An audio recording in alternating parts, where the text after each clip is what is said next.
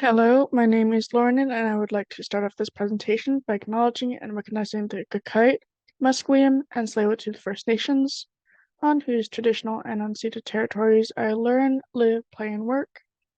In this presentation, I'll be covering responsible allyship and Indigenous language revitalization.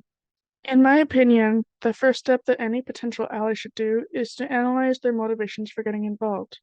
Some questions that could be asked are, does my involvement hijack the message and insert my own opinions or values instead of respecting those of Indigenous peoples? And am I doing this to feed my ego? These questions are considered quite significant in the context of there being an ongoing history of settlers exploiting Indigenous peoples and stealing their knowledge. Additionally, allies must educate themselves by listening to experts, building relationships based on mutual consent and trust, and offer their knowledge and support to address whatever need the community has itself identified for language revitalization. Also, all language revitalization efforts should be started and led by the community as well. One of the topics we learned in class was about language and the land.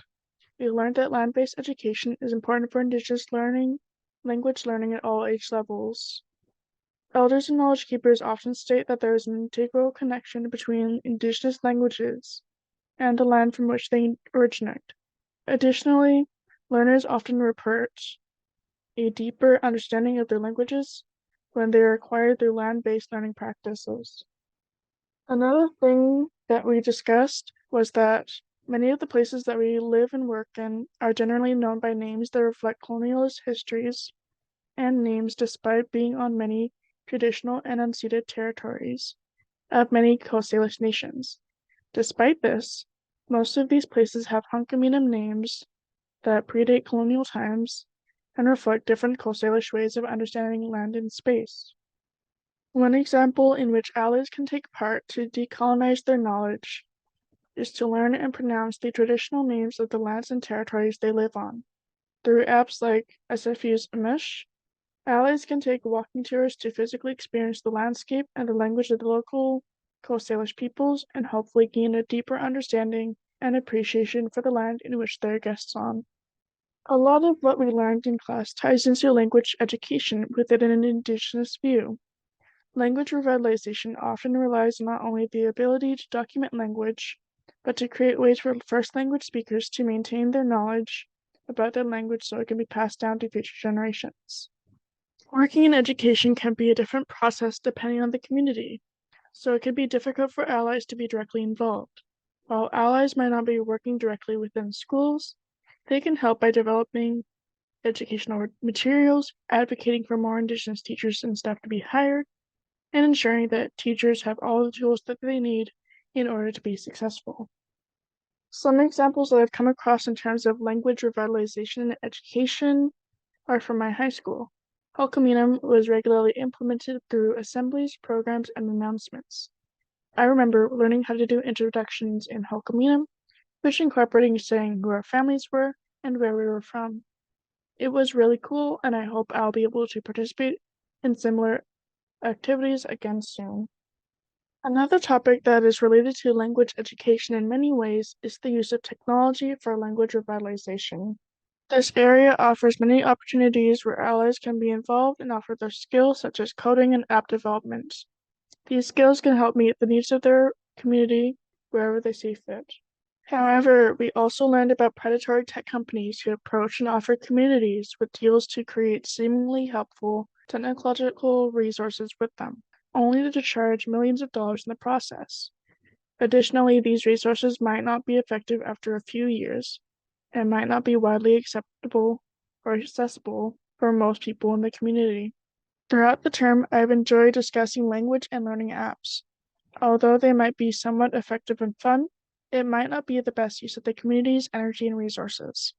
Even though allies can be involved when it comes to making different kinds of tech, the decisions and methods should still be solely decided on by the community.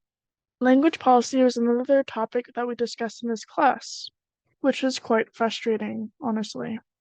While there have been calls for action like those from the Truth and Reconciliation report that intended to bring forth systemic change, not enough work has been done. This is another area where there are numerous opportunities where allies can work and help advocate for Indigenous people fighting for language revitalization, land rights, and self-government. Allies can help promote language revitalization and ensure the voices of Indigenous activists are being heard by signing petitions, going to rallies and marches supporting Indigenous people's causes, and reading books such as 21 Things You May Not Know About the Indian Act by Bob Joseph to educate themselves further. This is also a really great book. For instance, in 2013, my classmates and I participated in the Year of Truth and Reconciliation. Throughout the school year, we went to different conferences, read books about residential schools, and educated other classes about reconciliation and Indigenous history. Although we weren't able to do as much as we hoped, we were still able to create meaningful discussions. Another topic that we've spoken about in class is language documentation, which comes in many different forms, such as archiving, compiling, digitizing, and recording.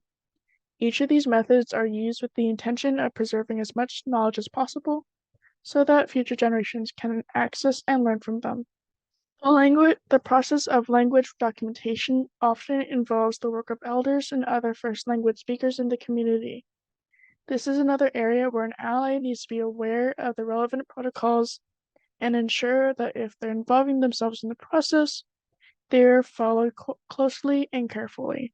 Additionally, this also ensures that the elders and other participating members are receiving the proper care and wages for the amount of labor they are contributing. While undertaking this work, allies must ensure that the community is always at the core of their efforts. In my opinion, this would help ensure that these efforts won't be extractive. Responsible allies should make sure that language documentation records are accessible to the community that created them whenever they wish to access them. Some key takeaways for being a good ally is that educating oneself is only half the work. It is a lifelong process that is rooted in action.